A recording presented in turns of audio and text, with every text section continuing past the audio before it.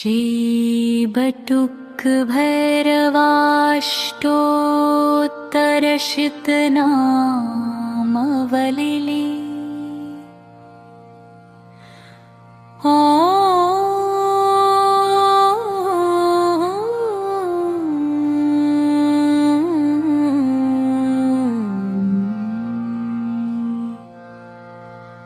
अस्य श्री बटुक भैरवाष्टोत्तर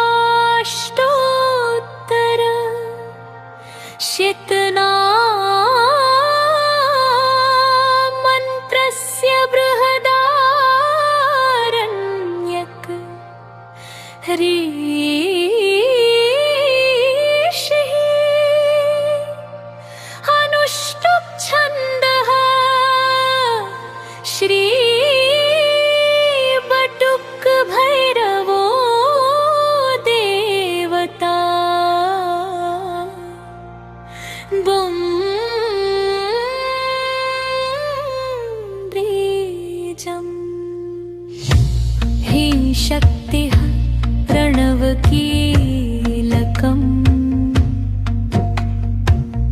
श्रीबटुक भैरव प्रीतिर्थम् एभिर्द्रव्ये पृथक् नाम मन्त्रेण हवने विनियोगः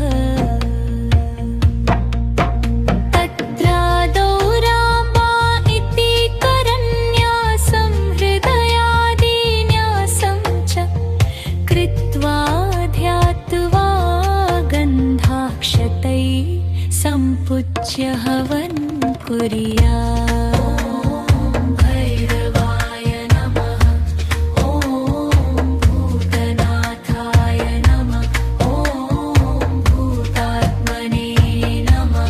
ॐ भूतभावनाय नमः। ॐ क्षेत्रज्ञाय नमः। ॐ क्षेत्रपालाय नमः। ॐ क्षेत्रदाय नमः। ॐ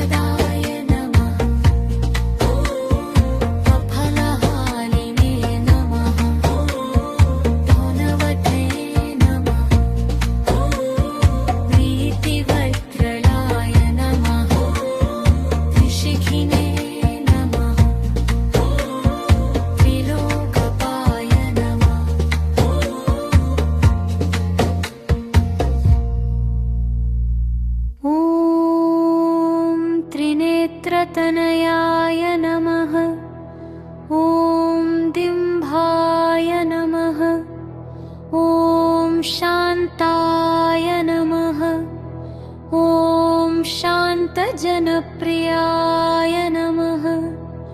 ॐ बटुकाय नमः। ॐ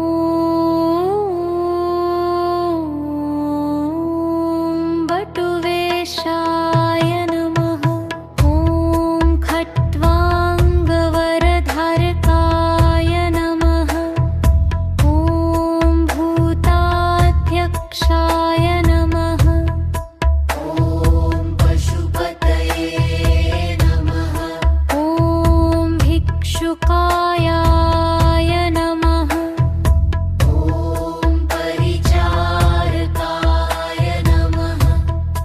ॐ भूर्ताय नमः। ॐ दिगम्बराय नमः। ॐ शूराय नमः। हरिणे नमः। हरिणाय पाण्डुलोचनाय नमः। ॐ प्रशान्ताय नमः।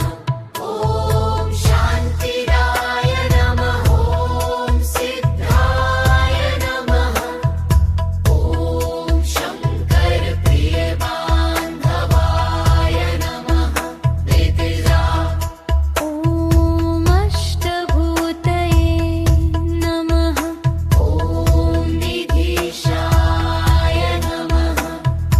ॐ जानचक्षुषे नमः।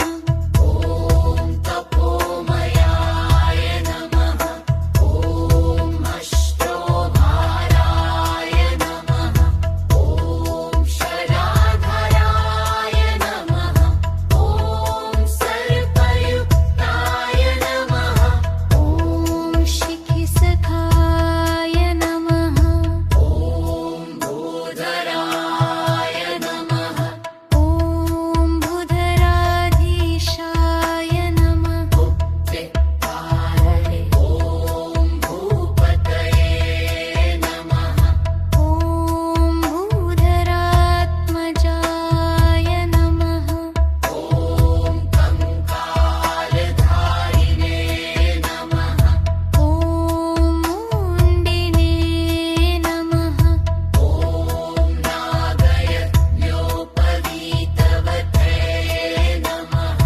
ॐ जृम्भणाय नमः। ॐ मारणाय नमः। ॐ स्तम्भने नमः। ॐ मारणाय नमः। ॐ क्षोभणाय नमः। शुद्धनीलाञ्जनप्रख्याय नमः। ॐ दैत्यघ्ने नमः। ॐ मुण्डभूषिताय नमः। ॐ बलिभुजे नमः। ॐ बलिभूनाथाय नमः। ॐ बालाय नमः। ॐ बालपराक्रमाय नमः। ॐ सर्वापत्तारणाय नमः। ॐ दुर्गाय नमः।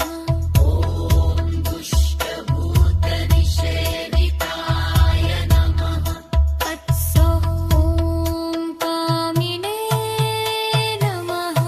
ॐ कलानिधे नमः। ॐ गन्ताय नमः। ॐ कामिनीवशकृद्वशिने नमः। ॐ सर्वसिद्धिप्रदाय